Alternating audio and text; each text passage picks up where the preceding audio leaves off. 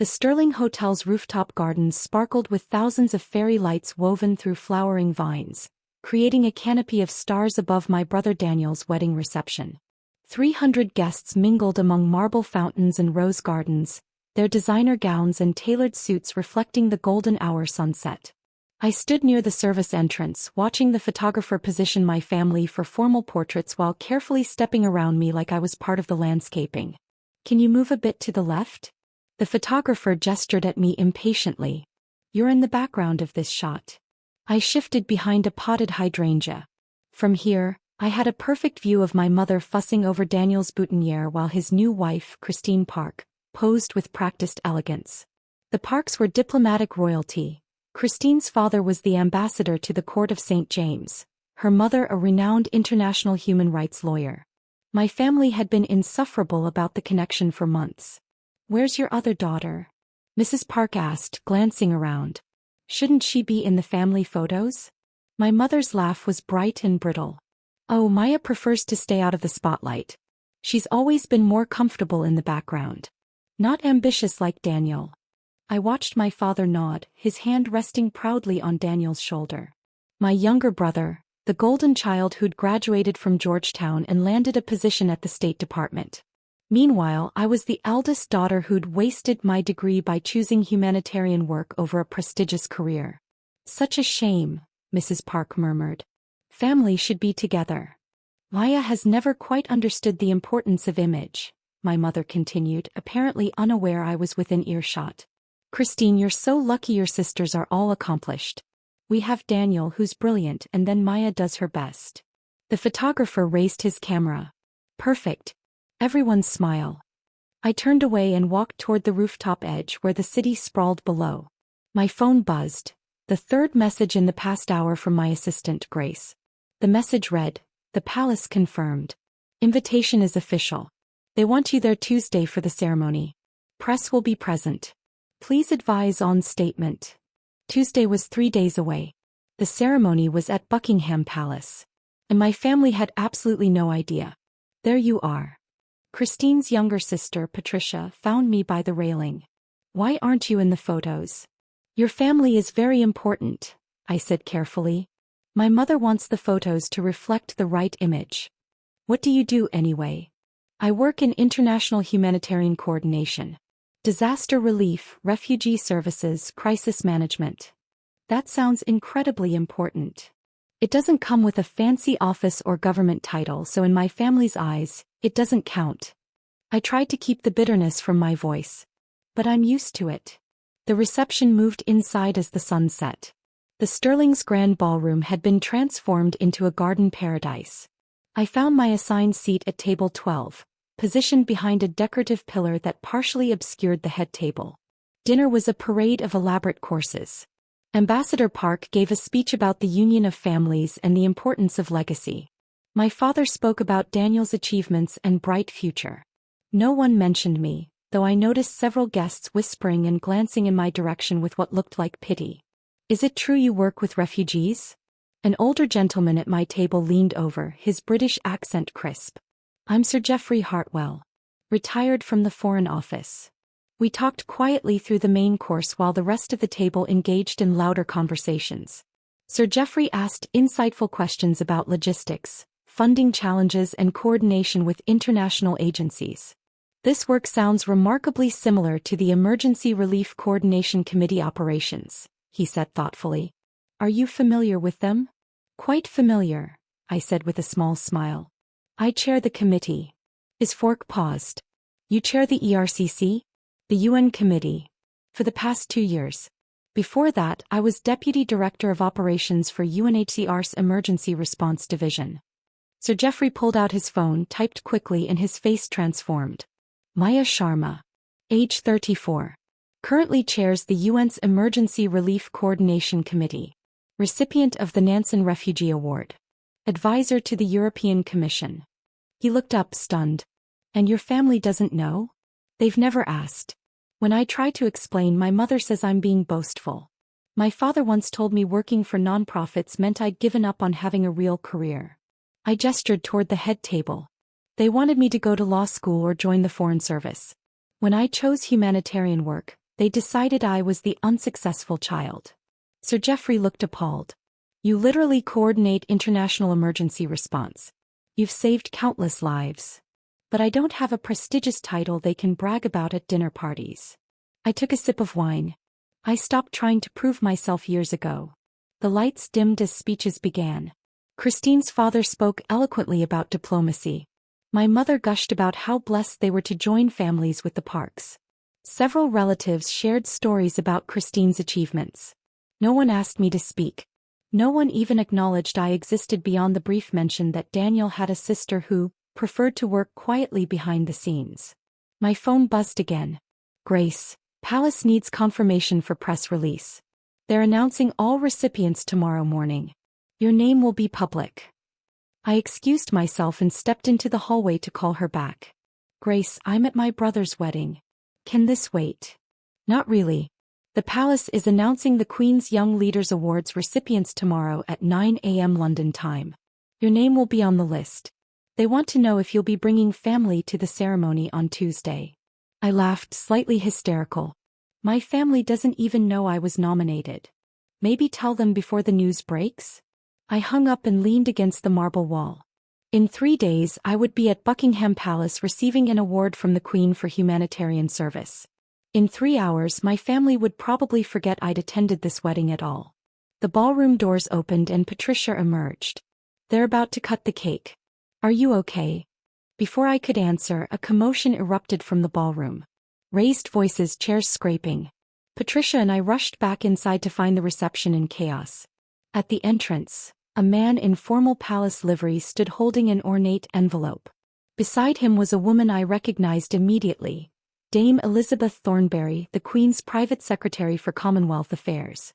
I apologize for the interruption, Dame Elizabeth announced, her voice carrying across the suddenly silent ballroom. I'm looking for Miss Maya Sharma. Every head turned toward me. My mother's face went white. Daniel looked confused.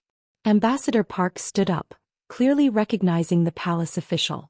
I raised my hand slightly. I'm Maya Sharma. Dame Elizabeth smiled and walked directly to me, the crowd parting. Miss Sharma, I apologize for arriving unannounced. Her Majesty wanted to ensure you received this personally before the public announcement tomorrow morning. She handed me the envelope, sealed with the royal crest. My hands shook as I opened it. On behalf of Her Majesty Queen Elizabeth II, Dame Elizabeth announced to the room, I am pleased to deliver notice that Miss Maya Sharma has been selected as a recipient of the Queen's Young Leaders Award in recognition of her extraordinary humanitarian service. Miss Sharma will be honored at Buckingham Palace on Tuesday for her leadership in international refugee crisis coordination and her work as chair of the United Nations Emergency Relief Coordination Committee. The silence was deafening. Then cameras started flashing as guests pulled out phones. My mother swayed in her seat. Ambassador Park broke into surprised applause, followed quickly by his family. Miss Sharma's work, Dame Elizabeth continued, clearly enjoying herself, has directly impacted the lives of over 2 million displaced persons across 4 continents. She has coordinated emergency response operations in some of the world's most challenging environments and has advised multiple governments on humanitarian policy.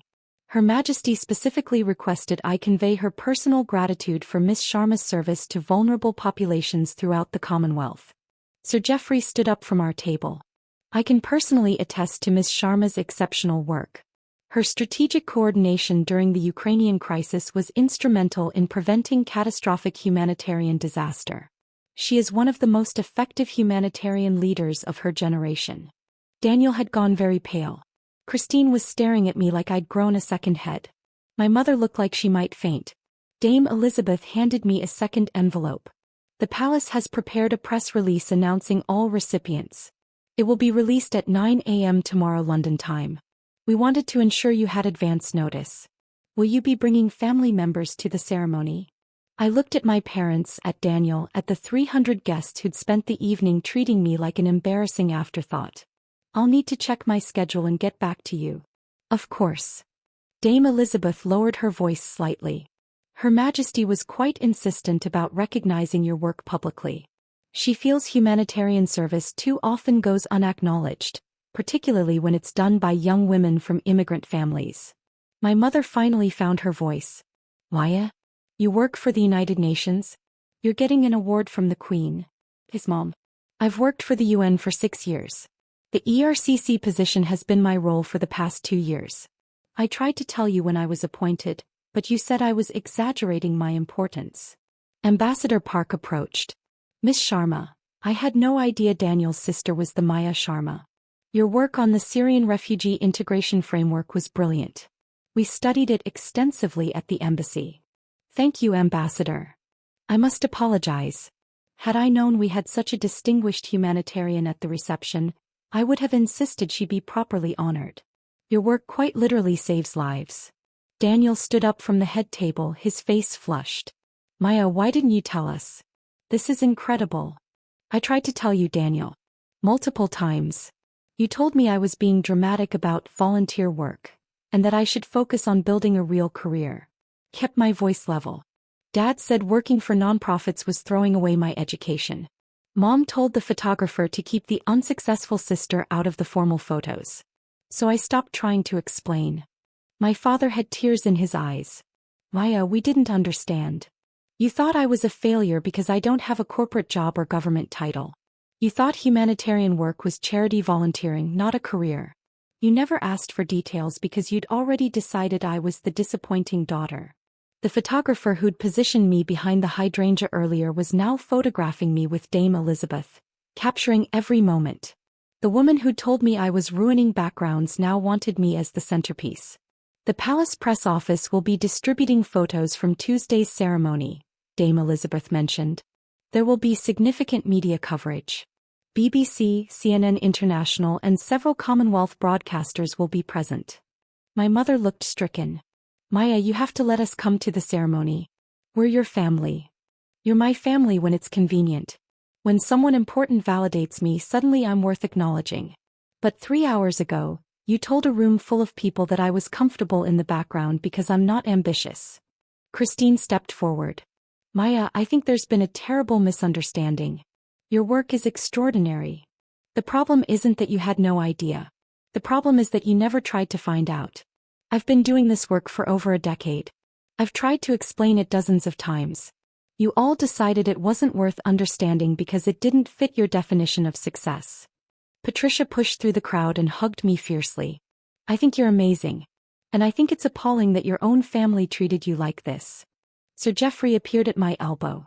Miss Sharma, I'd be honored to attend the ceremony on Tuesday, if you'd like a familiar face in the audience. Thank you, Sir Geoffrey. I'd appreciate that. Dame Elizabeth checked her watch. I should go. The palace will be in touch tomorrow with final details. Her Majesty is very much looking forward to meeting you. She swept out, leaving chaos in her wake. Guests surrounded me immediately, phones out asking questions about my work in the award. The table 12 pillar that had hidden me all evening now couldn't contain the crowd. My phone exploded with notifications. The palace press release had gone live early. Queen to honor UN humanitarian leader Maya Sharma was already trending. Photos from my field work appeared in articles. Me in refugee camps, coordinating disaster relief, meeting with government officials. My entire professional life, laid bare for everyone who'd dismissed me to see. Daniel pulled me aside. Maya, I'm so sorry. I had no idea you were doing work at this level. How much clearer could I have been? I told you I worked for UNHCR. I explained I coordinated refugee operations. I mentioned the ERCC appointment. You called it volunteer work, and changed the subject. I met his eyes. You didn't want to understand because acknowledging my success would have complicated the family narrative where you're the golden child and I'm the disappointment. My mother approached, mascara running. Maya, please. Let us be there. Let us support you. You want to be there for the photo opportunity. You want to tell your friends your daughter met the Queen. You don't actually care about the work I've done or the lives I've helped save. That's not fair. Mom, you told the photographer to keep the unsuccessful sister away from photos. You described me to Christine's mother as someone who lacks ambition. You've spent years making me feel like my career was worthless. I took a shaky breath. So no, you can't come to Buckingham Palace. You don't get to suddenly claim pride in work you've consistently diminished. Ambassador Park cleared his throat. Miss Sharma, families are complex. Sometimes we fail to see what's directly in front of us until an outside force makes us look. I looked around the ballroom at 300 guests now frantically Googling my name. I looked at my brother, whose wedding I'd crashed by having the audacity to be accomplished. I looked at my parents, desperate now to claim association with success they'd spent years denying. I need to leave. I have calls with Geneva in the morning and briefing documents to review before the ceremony. Daniel, Christine, congratulations on your marriage. Patricia walked me to the elevator. I think you're incredibly brave. And I'll be watching the ceremony on BBC. Thank you. That means more than you know. The elevator doors closed on the chaos above. My phone continued buzzing. Congratulations from colleagues, interview requests from journalists, and increasingly frantic texts from my mother. In 3 days I would meet the Queen. I would be recognized for work I believed in, work that mattered, work that saved lives. And I would do it without the family who'd spent years making me feel like my choices were worthless. The city lights blurred past as my car drove through London.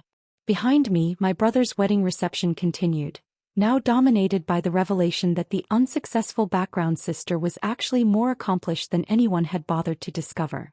I opened my laptop and pulled up the briefing documents for Tuesday. There was work to do, people to help, crises to manage. My family could process the truth in their own time. Some bridges you don't burn. You simply stop maintaining them while you build something better somewhere else.